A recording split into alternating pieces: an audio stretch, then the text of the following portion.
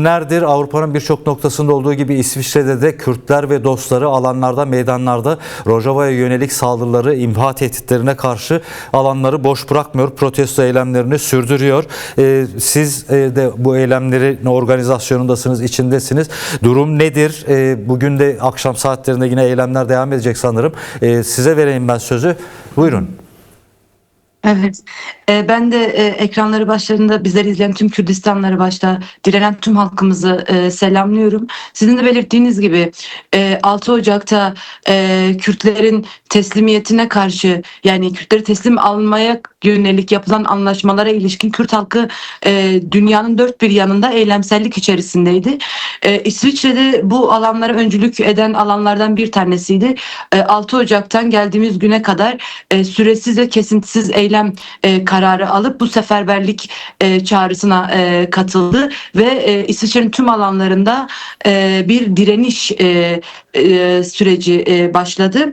Biliyorsunuz ki İsviçre bu konuda hani uluslararası kurumların da ciddi anlamda ev sahipliğini yapan ülkelerden bir tanesi. Bu konuda da biz onlara şunu çok net bir şekilde dile getirdik yaptığımız diplomatik temaslarda da. Yani hani bu sessizliğiniz bu Kürt katliamının bir ortağı olduğunuzun göstergesidir. Sizler bizim sesimizi duyana kadar biz bulunduğumuz alanları eylem alanlarına, direniş alanlarına çevireceğiz. Rojava üzerindeki tehdit, Kürt halkı üzerindeki inkar ve imha politikası da bitmeyene kadar da bizler asla alanları terk etmeyeceğiz. Evet, belli bir ateşkes gibi vesaire açıklamalar oluyor, olmuyor değil. Ama bu kesinlikle İsviçre'de direnen halkımızı hiçbir şekilde bir adım geri attırmıyor. Çünkü yapılan her ateşkes çağrısı, ateşkes anlaşmasından sonra Kürt halkına katliamlar, saldırılar her alanda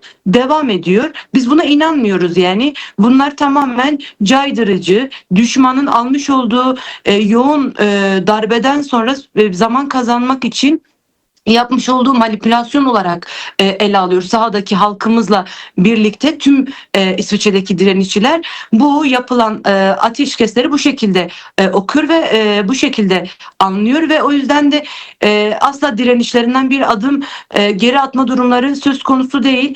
Birleşmiş Milletler'in olduğu Cenevre'de de 6 Ocak'tan bu yana süresiz kesintisiz eylem kararı alan alanlarımızdan bir tanesiydi. Siz de biraz önce haberi okudunuz zaten. Ulusal Bern Parlamentosu, İsviçre Ulusal Parlamentosu'nun önünde de 5 gündür devam eden 7-24 yani 24 saatlik nöbet eylemimiz ve her günde kitleyle beraber direnişçilerle birlikte Bern'in sokaklarında Rojava'ya sessiz kalmamak, Rojava'daki insanlık onuruna sahip çıkmak noktasında bir eylem etkinlik dizisi düzenleniyor. Yine söylüyorum yani sadece bir eylem noktamız yok. Bir kentte değil, İsviçre'nin tüm kentlerinde süresiz ve kesintisiz eylemimiz var. Yine aynı şekilde biliyorsunuz ki İsviçre'de Dünya Ekonomi Forumu düzenlenmişti. Bugün de son günüydü. Trump, Giuliani ve Hakan Fidan'ın yani sonradan biz Hakan Fidan'ın gelişi bilgisini aldık ve eylemimizi uzatma kararı aldık. Çünkü ilk eylemimize başladığımızda Davos'ta Dünya Ekonomi Forumu'nun kongre merkezi önünde bir eylem gerçekleştirdik. Yani uzun yıllar sonra Kürtler ilk defa Davos'ta Dünya Ekonomi Forumu'nun önünde bir eylem gerçekleştirdi. Hatta ilk eylem gerçekleştiren, forumun önünde ilk eylem gerçekleştiren, kitlesel eylem gerçekleştiren eylem şeyine de sahip bir eylemdi bu. Yani ilk defa olmuş bir şey. Giuliani'nin gelişi biliyorsunuz, Giuliani Dünya Ekonomi Forumu'nda konuşmacı olarak katılacaktı. Tabii İsviçre'deki ve Avrupa'daki tüm halkımızın direnişi sonucunda ilk önce Almanya'daki ziyaretini iptal etti. Daha sonra ekonomi forumunda da İsviçre'deki bu direnişimiz sonuç verdi. Sadece gelmemekle kalmayıp Dünya Ekonomi Forumu'nun resmi sitesinden Giuliani'nin fotoğrafı ve konuşmacı listesinden de ismi kaldırıldı. Yani bir mazeret olarak işte ülkedeki savaş koşullarından kaynaklı bu foruma katılması durumu söz konusu değildi. Yani biz onlara şunu çok net bir şekilde söyledik. Dün DAEŞ'le olan, kafa kesen, insanlık düşmanı olan bir katili, bir teröristi bugün karşımıza kravat takarak hiçbir şekilde dünya 65 tane devlet ve hükümet başkanının olduğu, 3000 tane siyasi diplomat ve bürokratın olduğu bir mekanizmaya meşrulaştırarak karşımıza çıkaramazsınız. Başta biz Kürt kadınları, Kürt halkı buna asla izin vermeyeceğiz. İsviçre'de yaşayan Kürt halkı olarak buna izin vermeyeceğiz ve bu noktada da eylemimizin sonucunu aldık. Tabii eylemimiz sürerken biliyorsunuz Davos'ta bir Gazze Barış Anlaşması imzalandı Trump'ın çağrısı üzerine. Hakan Fidan oraya katıldı. Erdoğan'ın katılması bekleniyordu ama Hakan Fidan katıldı. Yani aslında bizler katillerimizi, Kürtlerin fermanlarını imzalayan katilleri tanıyoruz. Hepsi de Davos'taydı. Ama sesimizi ulaştırdık onlara. Onlara şunu net söyledik. Bugün evet DAEŞ görünümlü ya da kravat takılıp karşımıza çıkarılan sadece Jolani değil. Aynı zamanda bunlara akıl hocalığı yapan, bunlara emir komuta merkezlerinden olanlar yine bu hegemon devletlerin liderleriydi ve buna sessiz ortak olanlardı. Herkes bu katliamların ortağıdır ve biz başta tüm dünyayı Rojava'ya karşı sessizliklerini bozmaya çağırdık. Eylemimiz çok dediğim gibi tarihte ilk olma niteliği taşıyan bir eylemdi. İlk defa kitlesel bir eylem Davos'ta Dünya Ekonomi Forumu'nun kapısının önünde bir eylem düzenlenmişti. Haliyle dediğimiz gibi bu protesto eylemimiz tam da sesimizi duyurmak isteyeceğimiz tüm bugün sessizlik rolü oynayan, Kürtleri oyalayan, Kürtlerin bu katliamına ses çıkarmayan tüm güçlerin olduğu bir noktadaydı. Yine oradaki eylemimiz 2 gün sürdü. Şu anda da bugün de devam ediyor. Bugün İsviçre'nin yine tüm kentlerinde eylemlerimiz olacak. Evet. Bu eylemlerimizi de özellikle şunu söylemek gerekiyor. Yani söylemek gerekiyor. Belirtmek de gerekiyor. Sadece işte diyelim ki bir araya gelerek işte yani çok ciddi bir öfke var. Gerçekten ciddi bir öfke var. Bu öfke noktasında da aslında belki de uzun yıllar yapamadığımız ulusal Rojava Kürdistan devriminin karakterini açığa çıkardı. 4 parça Kürdistan'ın ulusal birlik ruhunu açığa çıkaran bir noktada kitlemizi buluşturdu. Bu şeye dayanıyor. Yani yine belirtmek gerekiyor. Yani Kürtler de sınır kavramı çok sünni bir kavramdır. Yani Kürtler sınırı tanımıyor.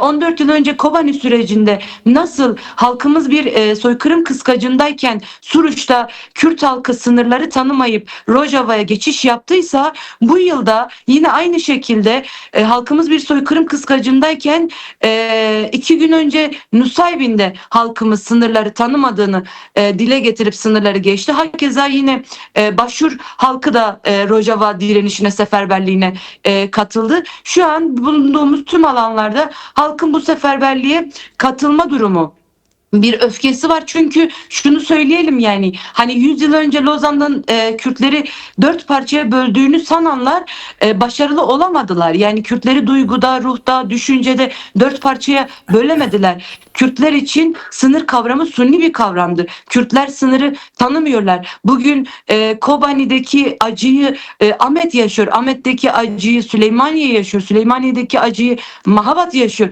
Böyle yaklaşmak gerekiyor. Yani 4 parçanın acısı ortaktır. 4 parçanın kazanımları ortaktır. Yine 4 parçadaki kazanımların tehlikesine karşı refleksin de ortak olması gerekiyor. Bu şekilde bu sürece yaklaşmak gerekiyor. O yüzden de çok önemlidir. Yani bu ulusal birlik ruhunu bulunduğumuz her alanlarda, her mekanizmada büyütmek ve güçlendirmek gerekiyor. Bir de şunu belirtmek istiyorum. Yani bizim buradaki niyetimiz Avrupa'daki eylemselliklerimiz, evet bir araya geliyoruz. İlk gün özellikle korkunç bir tepki vardı, bir öfke vardı. Bu öfkeyi nasıl örgütlememiz, kanalize etmemiz gerektiği noktasında bir kaygımız da oluşmadı değil. Ama önemli olan bu öfkeyi örgütleyebilmek, bu Evet. öfkeyi aynı zamanda özgürlük iddiasına dönüştürebilmek. Yani bunu da yaparken bulunduğumuz tüm mekanizmalarda, en azından İsviçre için ben şunu söyleyebilirim. Yani İsviçre'deki eylemlerimiz stratejik noktalarda eylemler yapmak gerekiyor. Televizyon kanalları, radyo kanalları, insan hakları noktaları, ne bileyim işte elçilik önleri, yani onlara şunu söylemek: bizler demokratik hakkımızı kullanıyoruz. Avrupa'da bulunduğumuz yerlerde bizler katillerimizi tanıyoruz. Bizler bizi inkar eden, imha eden, bize soykırımı reva gören güçleri biliyoruz ve buna sessiz kalmadığımızı bulunduğumuz her alanda demokratik bir şekilde dile getirmek gerekiyor. Aynı zamanda da bu öfkeyi örgütlemek gerekiyor. Yani dört parçanın yaratmış olduğu bu öfkeli hali özgürlük iddiasına kavuşturmak gerekiyor. Gün aslında hiç de umutsuzluğa kapılacağımız bir gün değil, öyle bir dönem değil. Tam tersine dört parçanın gücünü, dört parçanın özgürlük ve direniş karakterini birleştirme günüdür. Ben inanıyorum ki dört parçadaki Kürdistan halkının öfkesi, teslimiyet reddine karşı bu mücadele çizgisinde buluşursak Kürt halkının özgürlüğü çok yakındır. Yine söylüyorum, bugün sadece mesele Rojava meselesi değil, mesele sadece Kobani meselesi değil. Bugün Rojava, Kobani tehdidi 60 milyon Kürdün teslimiyeti için, 60 milyon Kürdün inkar ve soykırımı için başlatılan bir süreç. Buna böyle yaklaşmak gerekiyor. Yani o yüzden de tüm Kürt halkının da bu sürece gerçekten topyekün sahip çıkıp direnişe, eylemselliğe, bulunduğu her yerde mücadeleye katılımı ve örgütlü yapıya katılımını bekliyoruz. Çünkü bugün Kobani ile başlayan süreç başvurdan kayıtsız değil, hakeza Mahabat'tan kayıtsız değil, Bakur'dan kayıtsız değil. Çünkü bu çok derin bir plan. Bunu iyi algılamak, iyi okumak gerekiyor. Buna karşı da bir tepki, bir öfke, bir mücadele hattı örmek gerekiyor. Bu mücadele hattı da dört parça Kürdistan'daki halkın birleşimiyle olacaktır. Ben eminim dört parçadaki Kürdistan halkımız birleştiğinde bizlere karşı dayatılan bu teslimiyet ve imha sürecini aşacağımızı, boşa çıkaracağımıza ben inanıyorum. Ben özgür günler çok yakındır diyorum ve yine her yerde söylüyorum, yine söyleyeceğim. Heval Ziyad Halepler, Şeyh Maksut ve Eşrefiye mahallesinde direnirken gerçekten mücadele ve direniş hattını en üst noktaya çektiler. Artık onun yani o ölçü çok net bir ölçüydü.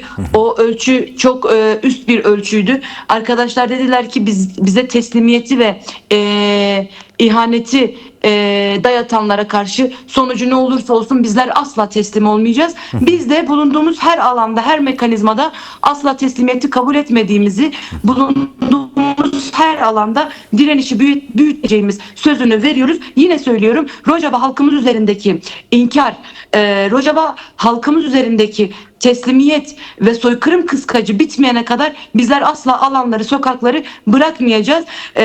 Yani şunu tekrar dile getirelim. Bakur'da süreç adı altında Kürt halkının, özellikle Bakur halkının elini ayağını bağlayacağını sanan Türk devleti başvurda Kürtlere teslimiyeti, tasfiyeyi dayatamaz.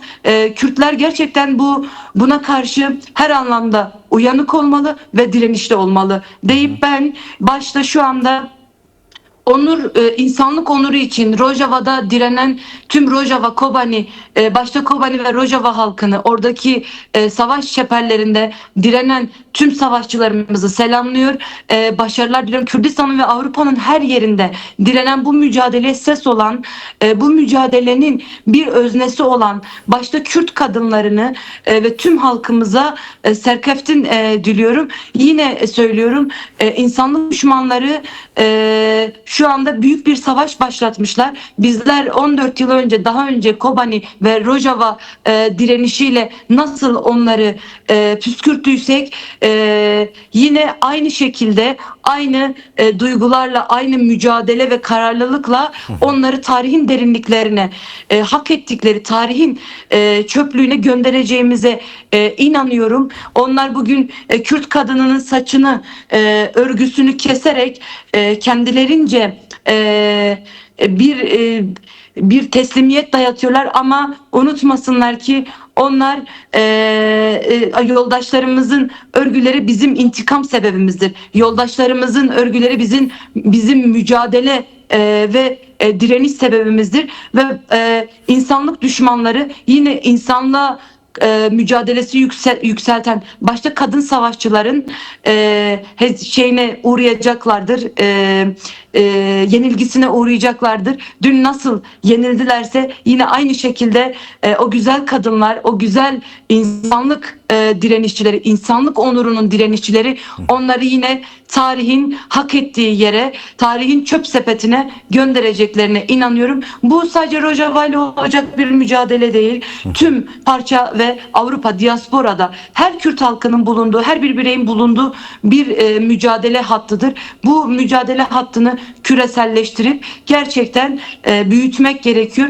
Çünkü bunu net dile getirelim. Yani bugün Rojava gerçekten insanlığın onurunun temsiliyeti olmuş, yani insanlığın onuru için mücadele ediyor. Sanmasınlar ki bugün Rojava tehdidi Avrupa'dan bağımsız. Rojava'da eğer bu DAEŞ zihniyetli, o kirli insanlar Rojava'da eğer Rojava'yı ele geçirirlerse, unutmasınlar ki yarın bu tehdit Avrupa'nın her yerindedir.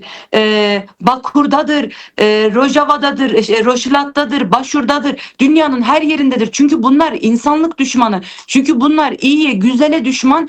O yüzden de biz bugün gerçekten tüm dünyanın insanlık onuru için mücadele eden başta direnişçilerimiz ve başta Kürt halkımızın direnişlerini selamlıyoruz ve zafer mutlaka direnenlerin olacaktır deyip yine belirteyim ki gün umutsuzluğa kapılma günü değil, gün hep birlikte mücadeleyi yükseltip özgürlüğe çok yakın olduğumuz bir gündür. Tarihi bir dönemden geçiyoruz. Hep birlikte dört parçadaki halkımızla birlikte bu süreci de aşacağımıza inanıyorum. Tüm halkımıza içinde bulunduğu bu direniş sürecinde başarılar diliyorum ve yine söylüyorum. Berhadan Jiyane.